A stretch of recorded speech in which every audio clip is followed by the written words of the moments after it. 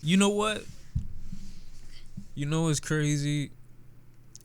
I can't even say it. I literally can't say. Oh man. I didn't expect that. I really didn't. Oh man, I didn't expect that one. I didn't expect that one, man. Man, I suck at this. I really do. I'm really not good at like emotional moments. Whew. It's not gonna help. This dude. All right. 4 minutes in and I haven't said shit. It's hard to get composed.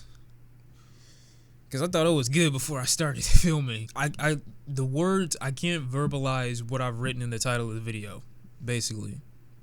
And every time I try to think about verbalizing it, that's what.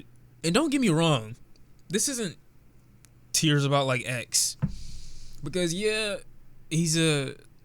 I'm sure he's an inspirational individual to some of you guys, but it's not really. I never really cared for like the music like that. Like not the newer stuff, and I only say that to separate him from his art right now, because the only reason I had been interested in X so long was literally just because of, I was trying to dissect him as a human being, not trying to look at him as a tool to, shit out music or art and then I consume it and then that's the only way I consume him. I'm trying to understand or consume him as a person. The reason I guess it hurts. Oh my God. The reason it hurts is only because I lost, like I said, I lost my best friend when I was 15. And the thing that hurt me so much about his death wasn't the fact that, it wasn't even the fact that he died. It's the fact that him being 15, he didn't get to experience that kind of stuff. When he was 15, he didn't get to experience enough life, I guess. So I guess that's really the only reason it hurt. He didn't get to experience enough life. So that's why it's so difficult, because X isn't a character that I empathize with as much as I did my friend, obviously. It's so easy to look at him as if he were, not because his lyrics were so impactful or because he made me feel like I was his friend or anything. It's just him dying at such a young age reminded me of friends that I've lost really young. And I'm not sad, and like I said, I'm not sad by the fact that he passed, which is really sad. I'm sad that at 20, you know how much life you haven't lived yet? Like, you know how much you haven't experienced to go at 20? You only get one life and it's ended at 20? I guess that's my problem with this. And people are looking at this from the perspective of like, oh yeah, he did shitty shit. Like, he did horrible things. We presume that he did whatever he's been accused of, which, if you want to go with that, cool, fine. I guess it's just hard for me to look at that because it's like, I don't care what anybody does.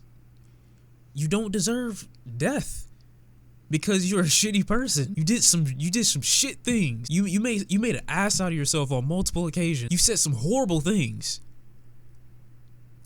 You don't deserve death at 20. And I'm not here to debate whether he did or didn't do those things. I'm only saying this because there's just so much. It's not even like meaning. There's so much you don't even know about yourself. You don't even have a chance to figure out who you are before you die. You die in mystery. I'm not mad at the people who came out and posted things and were upset with X, the minute his allegations came out and sprung, because as people who are, consuming your content, they deserve to know what kind of person they're supporting. And if they don't agree with that, then they should be able to voice their opinion on it. But I just don't know what society we live in where the group of people that claim to be so upright and so self-righteous and so moral are the same people that are cheering this man's demise. It's like I couldn't even think to say some of the shit that I've just read.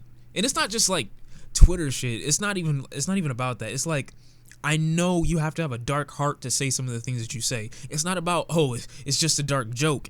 It has nothing to do with that.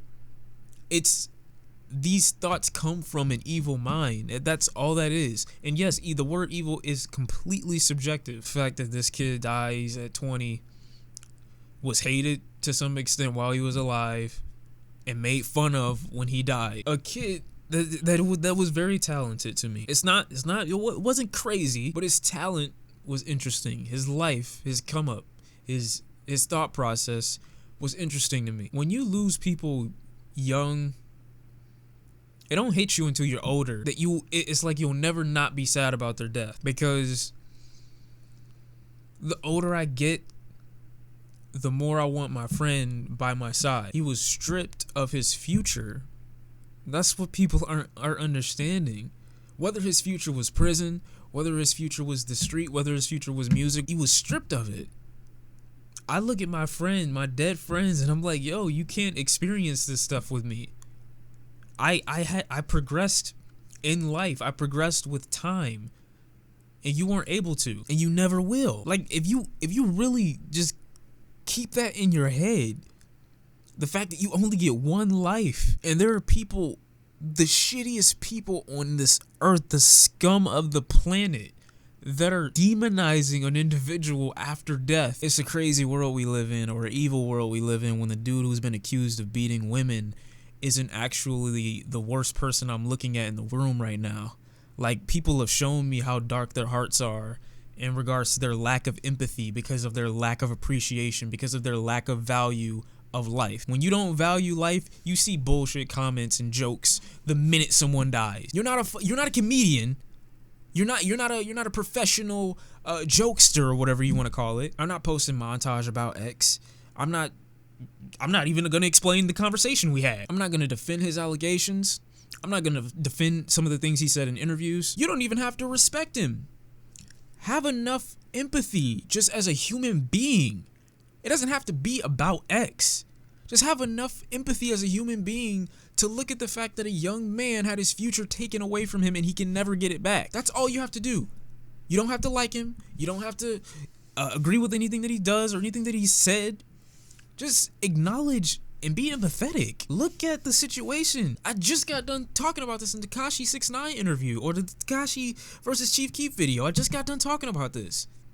You have people that have never experienced anything in life are the main ones that are joking about this thing.